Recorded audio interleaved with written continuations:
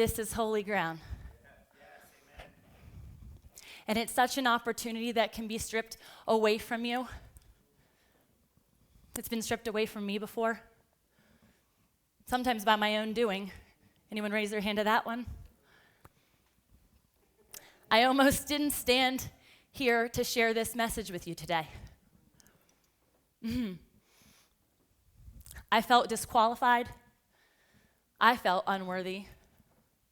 I felt like the Lord sent me here on mission, on plan, and then he was rewriting the story right before my eyes. And there's two things that could happen in that moment. I could either look at it and say, that wasn't the message you literally sealed a couple weeks ago, Lord. Write something new. Or I could allow the Lord to do what only the Lord could do and orchestrate almost an exact same message, almost to a T, even in an activity that my brother Tom shared yesterday. And he prayed over me afterwards because I told him, I'm like, bro, you just totally stole the message.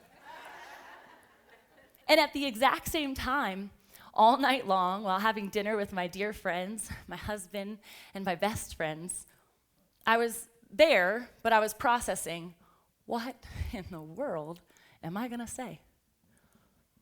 And it wasn't until the sweet moments of pillow talk with my Gary hot hubby, you guys might know him as, that's what he's in my phone. Rings every time.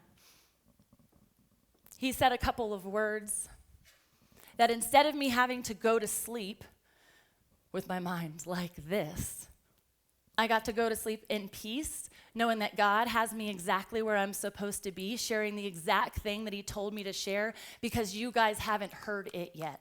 That's right. Not the way I can share it. Not the way that I walked it out.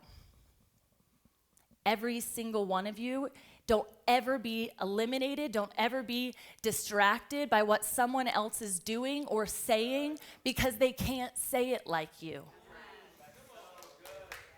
In fact, this is where the lights come out and make it brighter. The symmetry, even to our initials, he doesn't know this one, my maiden name was TC, TLC, Left Eye and me were like a whole thing. Literally, my maiden name was the same initials as Tom. And I'm like, man, Lord, only you could prepare this moment for each of you. So we're going to be talking about something that is so interwoven to the entire weekend, right? Journey, always becoming. We're going to be talking about craving Christ. And this message was actually something I shared previously, and I've never shared it quite like this. And I knew after I shared it that I actually didn't even make it for that audience. It was for you. I know it without a shadow of a doubt based on every single thing that has been said on this stage this weekend. We've been talking about limiting beliefs since night one. But revelation isn't just mental. Revelation is a physical endeavor. It's an emotional endeavor. It's a spiritual endeavor. It's a relational endeavor. Revelation runs so deep that you can't possibly ask, hope, or imagine what the Lord's about to do in your life. But there's something that we do so flippantly. We think it's just mental health. And I am all for mental health. I've walked through depression. I've walked through suicidal ideation. I've walked through anxiety. I've been there. How do I take my life, Lord? Asking God about why I am even here with children in my home, with a husband, hot hubby, that I can't somehow steward well enough. I disqualified myself. But what happens is the limiting beliefs that we become to believe that play on repeat, we do this thing. We give it a power to the enemy when we say, not today, Satan. Don't let me believe that now. Don't creep in my mind. But there's a bigger illusion that's happening. A bigger illusion, a deception that everyone in this room might not have ever even considered. I too play into the deception from time to time. The enemy has told us and made us believe that he is omnipresent. That's a lie from the pit of hell. God created him.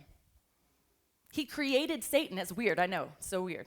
It messes with people's mind. Why would he do such a thing? He was an angel, one of the most beautiful angels, which is why music and sound, he was very beautifully talented in, has been warped and manipulated so hard. Y'all, Christian rap music is like, it's so good. And it's becoming better and better because people are realizing that our youth, our children, and our adults have all been tainted by music that I remember every word to the dances I danced in high school and college. Every time it comes on, I'm like, oh, that guy, look what he did. But I need you guys to understand that what has transpired in your mind's eye, what happens when you're in the shower or in the mirror or at church or sitting in the back row watching your brother do his thing that only he can do, we have been deceived to think that it's the enemy's fault, but we have created the track. We press play. We stopped getting into the word and believing truth. And the deception that's happening now, it's in so many things that I could just scream over. Because what I'm watching happen now is my children are being manipulated. The generations to come are being validated by lies. And that's why books like yours, Dora Maria, are critical to be had. I got mine right when I saw the QR code. And then I found out there's a Spanish version. I'm like, guess I'm getting another one.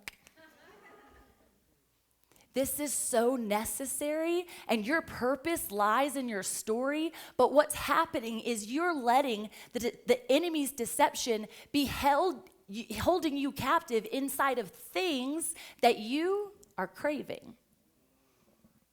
And it has nothing to do with limiting beliefs. So the limiting beliefs you wrote down, they're good, but they're kind of for like the elementary school kids. And I'm talking to a room full of adults and amazing world changers that will be incredible adults. We're going to talk about some real things, Mom and Dad. So be mindful of that. But I talk about these things with my own children, so you can trust me. Because it's not just mental. We're being consumed every single day. And you're choosing to be putting yourself in those shoes, as comfortable or as cute as they may seem.